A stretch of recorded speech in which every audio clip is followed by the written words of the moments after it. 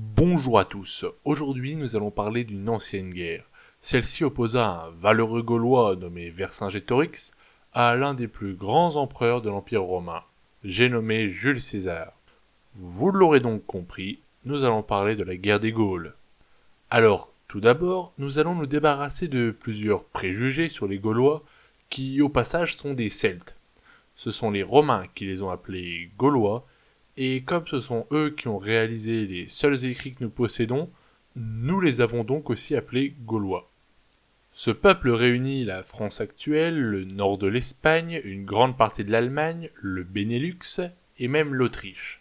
Pour revenir aux préjugés sur ce peuple, tout d'abord il faut savoir que c'est un peuple très civilisé pour l'époque. Ils étaient propres et avaient une très grande maîtrise des métaux, donc ils possédaient beaucoup de forgerons de talent. Et avec cela, ils commerçaient beaucoup avec les Romains, car il faut savoir que les Celtes se divisent en plusieurs tribus, et quand je dis plusieurs, on peut même affirmer aujourd'hui qu'il en existait plus d'une cinquantaine, comme les Helvètes, les Ménapiens ou encore les Vénètes. Certaines de ces tribus étaient alliées à l'Empire romain de Jules César. Et petite anecdote, Jules César et Vercingétorix ont été alliés et ont même combattu ensemble.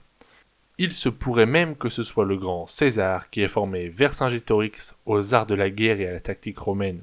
C'est quand même moche d'avoir créé de ses mains l'ennemi qui lui donnera le plus de difficultés.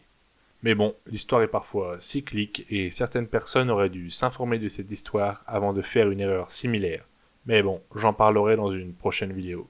Donc après cette intro qui donne le ton, nous allons entrer dans le vif du sujet, la guerre des Gaules. Alors nous allons commencer par une petite chronologie des batailles et les moments que je vais évoquer. Alors je sais que pour certains cela peut paraître ennuyeux et en ont de mauvais souvenirs lors de leur cours d'histoire, mais je vous promets qu'elle sera courte et très intéressante. Dans cette chronologie, nous retrouvons les dates, soit de -58 à -51, mais aussi les étapes, car les Romains se sont tout d'abord attaqués à certaines tribus, et ce progressivement. Ils passent même la Manche et le Rhin en 55 avant Jésus-Christ pour attaquer les Bretons et les Germains. Ces derniers s'allieront même avec César.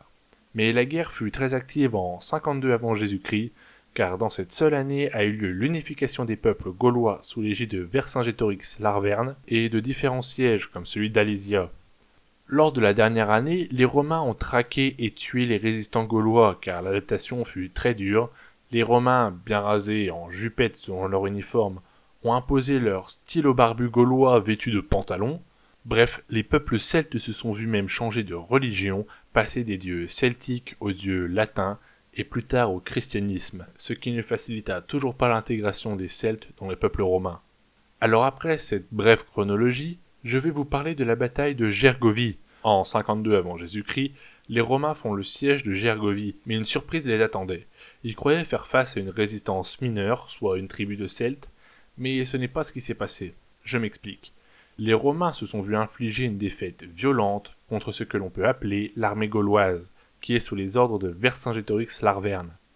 Vous l'aurez compris, le siège de Gergovie montre la réussite de Vercingétorix à fédérer et réunir une grande partie des Celtes et donc créer une armée capable de tenir tête au grand César, qui était jusque-là invaincu. Avant d'évoquer une autre bataille importante, je voudrais vous faire part d'une anecdote. Alors attention, les écrits sont surtout voire uniquement romains, donc peut-être peu objectifs. Alors je vais vous demander de ne pas prendre cette histoire comme fondamentalement vraie. C'est l'histoire de deux légionnaires romains qui étaient rivaux. Lors d'une bataille, les deux légionnaires pris de courage partent seuls face aux Celtes, et là l'un des deux tombe à terre. Alors le second le protège, avant de tomber à terre à son tour. Le premier légionnaire se relève et défendit le second en tuant des Celtes. Ce roulement continua un petit moment, ils tombaient à tour de rôle. Les Celtes auraient décidé de laisser tomber et de partir. Et là, César, qui montait en grade les soldats qui faisaient preuve de courage, décida de ne pas leur offrir de promotion, car seul l'un des deux pouvait l'obtenir et impossible de savoir lequel fut le plus courageux. Donc, aucune augmentation. C'est moche de faire autant d'efforts dans le vent. Après cette anecdote, entrons dans une grande bataille, celle d'Alésia. Les Romains décident d'attaquer Alésia après Gergovie. Après cette défaite des Romains, une grande partie de la Gaule rejoignent Vercingétorix, qui se voit proclamé roi des Celtes. Donc cela forme un pays soudé nommé Gaule. Mais dans ce pays, Ne rentrent pas les Germains car ils se sont alliés à César. Les Romains ayant peur pour eux décident d'agir avant leurs ennemis et attaquent. Alors cette bataille est spéciale. César se débrouilla pour obliger Vercingétorix à se réfugier dans la place forte d'Alésia, qui se trouve dans une zone avec des reliefs. César construit des fortifications autour pour empêcher tout ravitaillement et renfort. De cette manière, il réduit l'armée gauloise à l'état de famine, et ce pour mieux les vaincre. Les Romains se laissent assiéger par l'armée de secours gauloise pour en faire des prisonniers et les coincer à leur tour dans le relief et faire un maximum de victimes. Bref, cette victoire romaine est due à la stratégie très étudiée de César. Vercingétorix, à la vue de ses hommes affamés, rend les armes et fut enchaîné et traîné pendant 4 ans sur toutes les guerres que César mena, avant d'être emprisonné à Tullianum pendant 2 ans. Il meurt étranglé le soir du triomphe de César. Le triomphe consiste à voir défiler dans Rome un général ou un empereur pour son courage et ses réussites militaires. Il faut savoir que si les Germains avaient rejoint Vercingétorix au lieu de César, le sort de la guerre aurait sans doute été chamboulé, car la cavalerie des Germains était très réputée et s'est trouvée être une pièce maîtresse dans la tactique de César.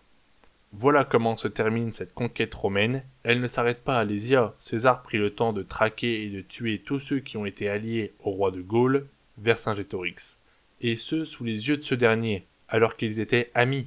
Ça en dit long sur l'homme qu'était Jules César. Encore une fois, je vous invite à faire des recherches approfondies de ce sujet s'il vous intéresse, et il faut savoir que le site d'Alésia peut toujours être visité aujourd'hui.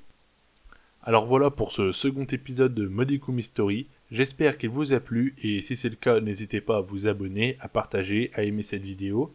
Vous pouvez me suivre sur les réseaux sociaux. Quant à moi, je vous remercie pour avoir regardé cette vidéo jusqu'à la fin et je vais vous laisser sur cette phrase de César, Alea jacta est, soit le sort en est jeté.